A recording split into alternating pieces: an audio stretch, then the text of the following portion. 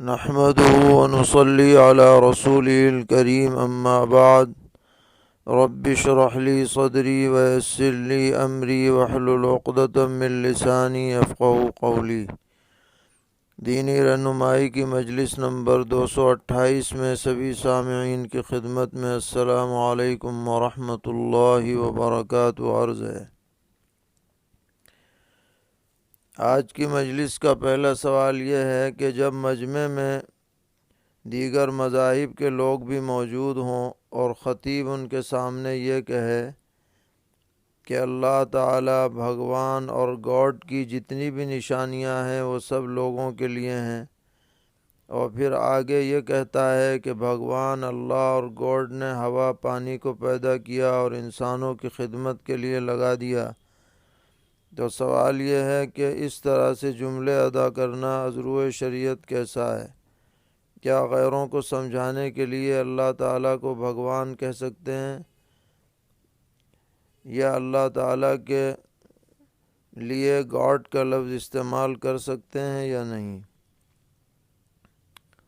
جواباً عرض ہے کہ اللہ تبارک و تعالیٰ کے لیے ہر مسلمان کو اللہ ہی کا لفظ استعمال کرنا چاہیے۔ سب سے زیادہ بہتر اور شک اور شبہ سے پاک یہی صورت ہے، اور تحقیق سے یہ بات معلوم ہوئی کہ جو انگریزی کا لفظ گاڈ ہے یہ تو اللہ تعالیٰ ہی کے لیے بولا جاتا ہے، اس لیے اگر انگریزی داں لوگوں کو سمجھانے کے لیے گاڈ کہہ دیا جائے تو اس کی بھی ایسی ہی گنجائش ہوگی جیسا کہ خدا کہنے کی گنجائش ہوتی ہے۔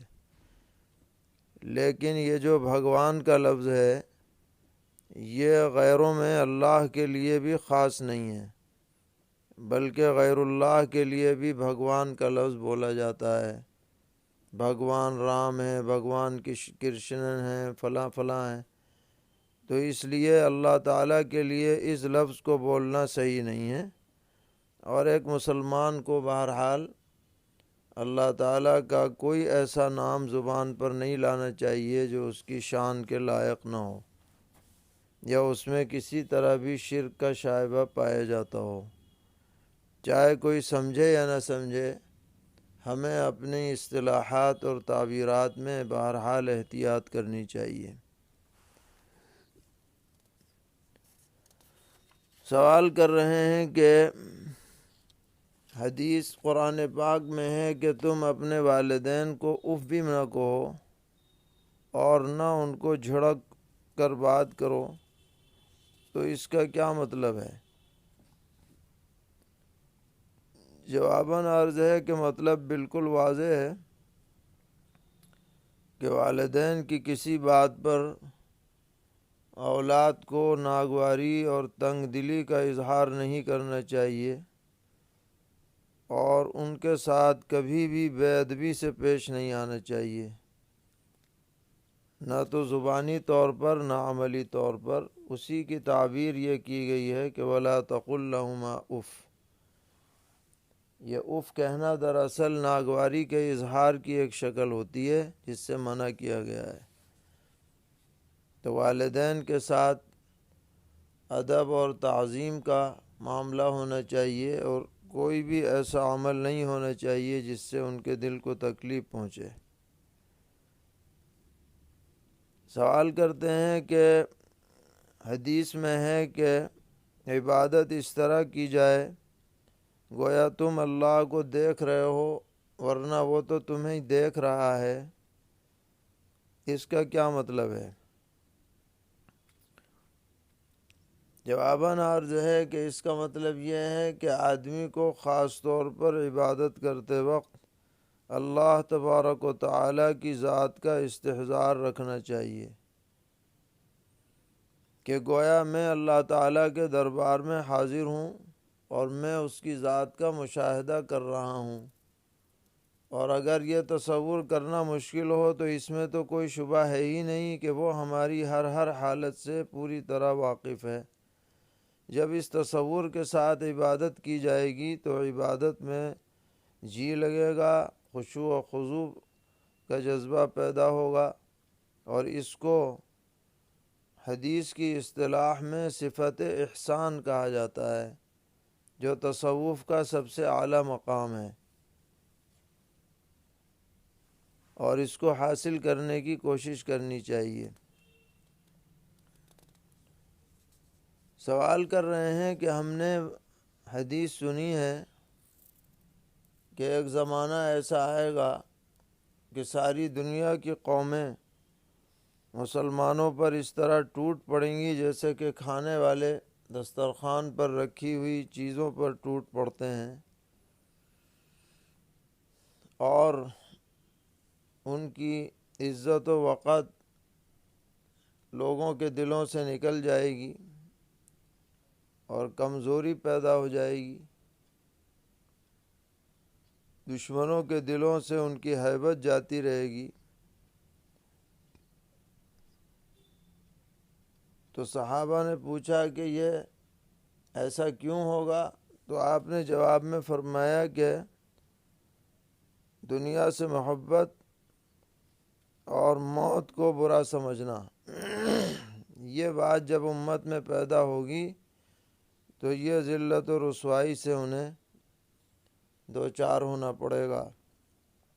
تو ہمارا سوال یہ ہے کہ اس حدیث میں جو دنیا سے محبت کرنا اور موت کو برا سمجھنا یہ جملہ استعمال ہوا ہے، اس کا کیا مطلب ہے؟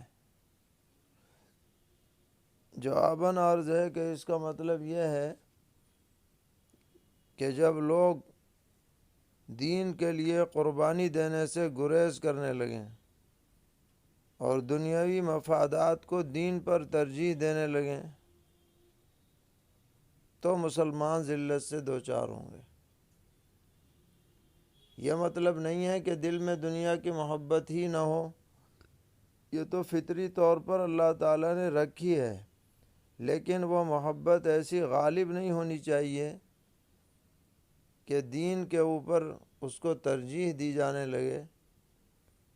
اسی طرح اپنی جان ایسی عزیز نہیں ہونی چاہیے کہ جب قربانی کا وقت آئے تو آدمی جان کو ترجیح دے اور قربانی سے گریز کرے۔ جب یہ بات امت میں پیدا ہوگی تو پھر اسے ذلت سے دوچار ہونا پڑے گا۔ اس سے لوگوں کو بہرحال بچنا چاہیے۔ ایک صاحب سوال کر رہے ہیں، کیا کسی کا نکاح صرف مفتی یا عالم دین ہی پڑھا سکتا ہے، طالب علم نہیں پڑھا سکتا؟ تو جواباً عرض ہے کہ نکاح پڑھانے کے لیے کوئی عالم ہونا ضروری نہیں ہے، بلکہ جو بھی خطبہ نکاح پڑھ سکتا ہو اور ایجاب و قبول کرا سکتا ہو، مسائل سے واقف ہو، وہ نکاح پڑھا سکتا ہے۔ عالم ہونا بھی کوئی ضروری نہیں ہے، طالب علم بھی پڑھا سکتا ہے، کوئی عام آدمی بھی پڑھا سکتا ہے۔ سوال کرتے ہیں کہ گھر کے آنگن میں کتے کے کثرت سے آنے جانے کی وجہ سے اس شخص کے گھر میں کیا برکت نہیں ہوتی اور رحمت کے فرشتے بھی نہیں آتے؟ اس بات کی کیا حقیقت ہے؟ جواباً عرض ہے کہ حدیث میں ہے کہ جس گھر میں کتا ہوتا ہے وہاں رحمت کے فرشتے نہیں آتے۔ غالباً اسی سے یہ بات مستفاد کی گئی ہے کہ وہ گھر برکت سے بھی خالی ہو۔ اس لیے کوشش یہی کرنی چاہیے کہ گھر میں کتے نہ آئے جائیں نہ رہنے پائیں، اور خاص طور پر پالے تو نہ جائیں بالکل بھی، کیونکہ کتوں کو پالنا اس کی وجہ سے ثواب میں بھی کمی ہوتی ہے، حدیث میں وارد ہے۔ الا یہ کہ کسی خاص مقصد و ضرورت سے پالا جائے تو بات الگ ہے۔ سوال کر رہے ہیں کہ ہماری مسجد میں جماعت والے لوگ یہ فرماتے ہیں اپنے بیانات میں کہ جو شخص گشت کرا کے نماز پڑھے تو اس کو 7 لاکھ نماز کا ثواب ملے گا، تو آیا یہ درست ہے یا نہیں؟ کیا اس بارے میں کوئی حدیث موجود ہے یا نہیں؟ جواباً عرض ہے کہ لوگوں کو نماز کی دعوت دینے کے لیے گشت کرنا بے شک ایک اچھا عمل ہے، لیکن کسی بھی عمل پر اجر و ثواب ہم اپنے طور پر طے نہیں کر سکتے، اس کے لیے دلیل ضروری ہے، اور وہ دلیل مخبر صادق حضرت محمد صلی اللہ تعالیٰ علیہ وسلم کا قول اور آپ کی حدیث ہونی چاہیے۔ اور اس طرح سے گشت کے بارے میں اتنا اجر و ثواب ملے گا کہ 7 لاکھ نمازوں کا ثواب ملے گا، ایسی کوئی حدیث ہماری نظر سے نہیں گزری۔ اس لیے جو باتیں صراحتاً حدیث سے ثابت نہ ہوں ان کو عوام میں بیان نہیں کرنا چاہیے۔ باقی فی نفسی ہی دعوت دینا اور لوگوں کو مسجد میں لانا یہ اچھی بات ہے۔ سوال کر رہے ہیں کہ یاجوج ماجوج جب آئیں گے تو دنیا کی ہر چیز کھا جائیں گے، تو جو لوگ اس وقت دنیا میں رہیں گے وہ کیا کھائیں گے؟ کیا وہ پتے کھائیں گے؟ اس بات کی کیا حقیقت ہے؟ جواباً عرض ہے کہ یاجوج ماجوج جدھر سے گزریں گے ادھر کی چیزیں کھا جائیں گے، پانی پی جائیں گے، لیکن جو لوگ اس زمانے میں موجود ہوں گے تو حضرت عیسیٰ علیہ السلام ان کو لے کر پہاڑوں پر چلے جائیں گے، وہاں وہ یاجوج ماجوج نہیں جائیں گے، اس لیے پہاڑوں پر جو چیزیں ہوں گی تو پہاڑوں پر رہنے والے لوگ وہ چیزیں کھائیں گے، ان سے اپنی ضرورت پوری کریں گے۔ باقی اس وقت کیا احوال پیش آئیں گے اس کا صحیح علم تو اللہ تعالیٰ ہی کو ہے، ہم اس بارے میں اپنی طرف سے کچھ کہنے کا حق نہیں رکھتے ہیں۔ پوچھتے ہیں کیا آدمی کا پھٹے ہوئے کپڑے کو رفو کر کے یا پیوند لگا کر پہننا حضور اکرم علیہ السلام کی سنت ہے؟ جواباً عرض ہے کہ پیغمبر علیہ السلام نے یہ فرمایا ہے کہ آدمی اس وقت تک کپڑے کو پرانا نہ سمجھے جب تک کہ اس میں پیوند نہ لگا لے، یعنی بلا وجہ کپڑے کو ریجیکٹ نہ کرے، بلکہ جب تک وہ استعمال کے قابل ہے کسی طرح بھی اس کو استعمال کرتا رہے۔ یہ نصیحت آپ نے امی جان حضرت عائشہ رضی اللہ عنہا کو دی تھی۔ اس سے آپ کی زندگی کی سادگی اور بے تکلفی معلوم ہوتی ہے، لیکن اس سے یہ لازم نہیں آتا کہ باقاعدہ ضرورت کے بغیر آدمی پیوند لگا کر کے اور پھر کپڑے پہنے، اس کی کوئی الگ سے فضیلت نہیں ہے۔ بس اتنی بات ہے کہ آدمی کے پاس اگر دوسرا کپڑا مہیا نہیں ہے تو اسی کپڑے میں پیوند لگا کر اس کو استعمال کر لے، یہ اچھی بات ہے۔ لیکن اس کی اتنی تاکید کہ آدمی زبردستی پیوند لگایا ہوا پہنے، ضرورت ہو نہ ضرورت ہو پھر بھی پہنے، یہ بات ہمارے علم میں نہیں ہے۔ سوال ہے کہ کیا قرآن مجید کی تلاوت قبلہ رخ ہو کر کرنا ضروری ہے؟ اگر آسانی سے قبلہ رخ بیٹھا نہ جا سکے تو شرعاً کیا حکم ہے؟ جواباً عرض ہے کہ قرآن پاک پڑھتے وقت، تلاوت کرتے وقت قبلہ رخ ہونا کوئی لازم اور ضروری نہیں ہے، لیکن علماء نے آداب میں لکھا ہے کہ قبلہ رخ ہو کر تلاوت کی جائے، یکسو ہو کر، یہ اچھی بات ہے۔ اس لیے بسہولت اگر ہو سکے تو ٹھیک ہے، نہیں ہو سکے تو جدھر بھی رخ ہو ادھر ہی کو پڑھ لی جائے، کوئی حرج نہیں۔ سوال کر رہے ہیں کہ امام صاحب کا جمعے کے خطبے کے چند الفاظ کو غلط پڑھنا یا 1-2 لائن یاد نہ ہونے کی وجہ سے اسے چھوڑ کر آگے پڑھ دینا یا چند الفاظ کو صاف صاف ادا نہ کرنا، کیا اس کی وجہ سے نماز میں کوئی خلل پڑتا ہے؟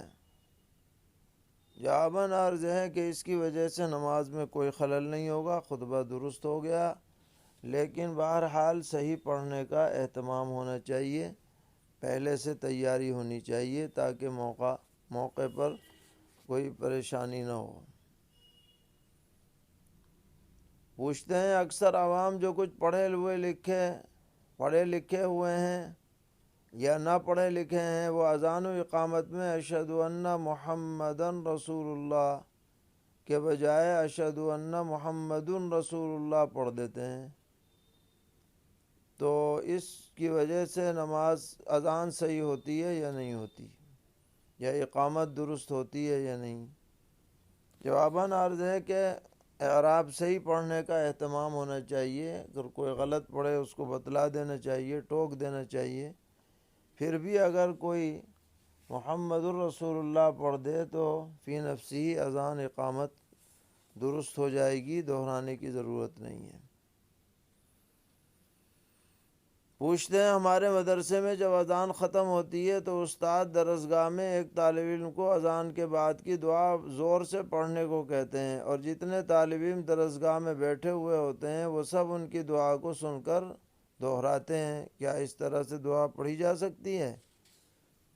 جواباً عرض ہے کہ بچوں کو دعا یاد کرانے کے لیے تعلیماً اس طرح دعا پڑھانے میں کوئی حرج نہیں ہے، تاکہ بچوں کو اچھی طرح سے اذان وغیرہ کی دعا یاد ہو جائے۔ پوچھ رہے ہیں گاڑی میں بیٹھ کر فرض نماز پڑھنا کیسا ہے جبکہ کھڑے ہو کر پڑھنے کی کوئی جگہ نہیں ہے؟ جواباً عرض ہے کہ اس صورت میں فرض نماز ادا نہ ہوگی۔ اگر جگہ نہیں ہے تو اس وقت جیسے تیسے پڑھ لے، لیکن بعد میں اس کی قضا کرے۔ پوچھتے ہیں مؤذن کا اذان ختم ہونے کے فوراً بعد اسی مائک سے زور زور سے اذان کی دعا پڑھنا کیسا ہے؟ جواباً عرض ہے کہ اذان کی دعا زور سے پڑھنا، جہراً پڑھنا ثابت نہیں ہے۔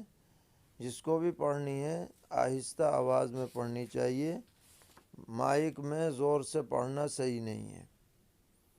اس کا اذان سے، الفاظ سے تعلق نہیں ہے، یہ دعائیہ کلمات ہیں، اس لیے الگ سے پڑھنے چاہیے۔ پوچھتے ہیں مسجد میں نماز کے لیے آنا پھر مسجد سے باہر چلے جانا شرعاً کیسا ہے جبکہ نماز میں ابھی 20-25 منٹ باقی ہیں؟ تو اس کا جواب یہ ہے کہ اگر کسی ضرورت سے آدمی مسجد میں آ کر واپس چلا جائے تو کوئی حرج نہیں ہے، لیکن بہرحال مسجد میں باجماعت نماز پڑھنے کا اہتمام ہونا چاہیے، چاہے اس مسجد میں پڑھے یا کسی اور مسجد میں جا کر پڑھے۔ پوچھتے ہیں اگر کسی کو عین اذان کے وقت پیشاب یا پیخانے کی ضرورت پیش آ جائے تو کیا وہ اس وقت استنجے کے لیے جا سکتا ہے یا اذان سننے کے بعد جانا ضروری ہے؟ جواباً عرض ہے کہ اگر زیادہ تقاضا نہ ہو تو کچھ انتظار کر لے، جواب دینے کے بعد اذان ختم ہونے کے بعد پھر جائے، لیکن اگر تقاضا زیادہ ہے تو اس وقت بھی جا سکتا ہے، کوئی گناہ نہیں ہوگا۔ پوچھتے ہیں کہ امام صاحب نے مغرب میں 2 رکعت نماز پڑھائی پھر سلام پھیر دیا غلطی سے، پھر لوگوں نے بتایا کہ 2 ہی رکعت ہوئی ہے، اس لیے نماز دوبارہ لوٹائی گئی، تو جو لوگ مسبوق تھے وہ نیت توڑ کر امام صاحب کے ساتھ نماز لوٹائیں گے یا اپنی نماز پوری کریں گے پھر امام کے ساتھ شریک ہوں گے؟ کیونکہ ان لوگوں نے امام کے ساتھ نماز پڑھ لی۔ تو اس پر ایک صاحب یہ بولے کہ جنہوں نے امام صاحب کے ساتھ دوبارہ نماز پڑھی ہے وہ اپنی نماز لوٹائیں، تو آپ بتائیے کہ اصل حکم کیا ہے؟ تو جواباً عرض ہے کہ جب امام صاحب نے 2 رکعت پر سلام پھیر دیا مغرب کی نماز میں اور پھر گفتگو کے بعد اثر نو نماز پڑھائی تو پہلی نماز باطل ہو گئی، اور جو لوگ مسبوق تھے ان کی نماز بھی پہلی والی صحیح نہیں ہوئی، لہذا وہ توڑ کر اس دوسری نماز میں شامل ہو جائیں، اور جو اس طرح سے شامل ہوئے ہیں ان کی نماز درست ہو گئی۔ جن صاحب نے یہ مسئلہ بتلایا ہے ان کو غلط فہمی ہو گئی ہے۔ سوال کر رہی ہیں کہ جب عورت احرام باندھے گی تو کیا احرام باندھنے سے پہلے اس کے لیے بھی غسل کرنا ضروری ہے یا صرف وضو کر کے احرام کی نیت کر سکتی ہے؟ جواباً عرض ہے کہ مرد ہو یا عورت اگر موقع ہو تو غسل کرنا افضل ہے، ورنہ تو وضو کر کے بھی احرام باندھ سکتے ہیں۔ جب احرام کی نفلیں پڑھی جائیں گی تو اس کے لیے باوضو ہونا ضروری ہے۔ کوئی شخص مکہ معظمہ گیا، وہاں سے کفن کا کپڑا بھی لے کر آیا، اس کی فیملی میں کسی کا انتقال ہو گیا تو اس کپڑے سے اس میت کو کفن دیا گیا، کیا یہ کفن بابرکت ہونے کی دلیل ہے؟ جواباً عرض ہے کہ زمزم کا پانی جس کپڑے میں لگایا گیا ہو تو چونکہ زمزم بابرکت ہے تو وہ کپڑا بھی بابرکت ہو جائے گا، اس لیے اس میں بھگے ہوئے کپڑے کو اگر کفن میں لگا دیں تو کوئی حرج کی بات نہیں ہے، اور یہ امید رکھی جائے کہ اس زمزم کے پانی کی برکت اسے بھی نصیب ہوگی۔ سوال کرتے ہیں کہ ایک خاتون اپنے شوہر کو اپنے زیور کی زکوٰۃ ادا کرنے کے بارے میں کہتی ہے، لیکن زکوٰۃ کی رقم ان کے حوالے نہیں کرتی بلکہ شوہر اپنی طرف سے ادا کر دیتا ہے، تو کیا مذکورہ عورت کی زکوٰۃ ادا ہو جائے گی؟ جی ہاں، جب اس نے کہہ دیا کہ ادا کر دو اور پھر شوہر نے ادا کر دی تو اس میں بلا شبہ زکوٰۃ ادا ہو جائے گی۔ ایک صاحب اپنی اہلیہ کے زیور کی زکوٰۃ ان کو اطلاع دیے بغیر کر دیتے ہیں تو ان کی اہلیہ کی زکوٰۃ ادا ہوگی یا نہیں؟ اگر ہر سال اسی طرح ان کا ادائیگی کا معمول ہے اور بیوی کو پتہ بھی ہے کہ وہ میری زکوٰۃ ادا کرتے ہیں تو دلالتاً اجازت کی سمجھتے ہوئے زکوٰۃ ادا ہو جائے گی۔ پوچھتے ہیں کیا عقیقے کا گوشت جس کو دیا جاتا ہے وہ صدقہ ہوتا ہے؟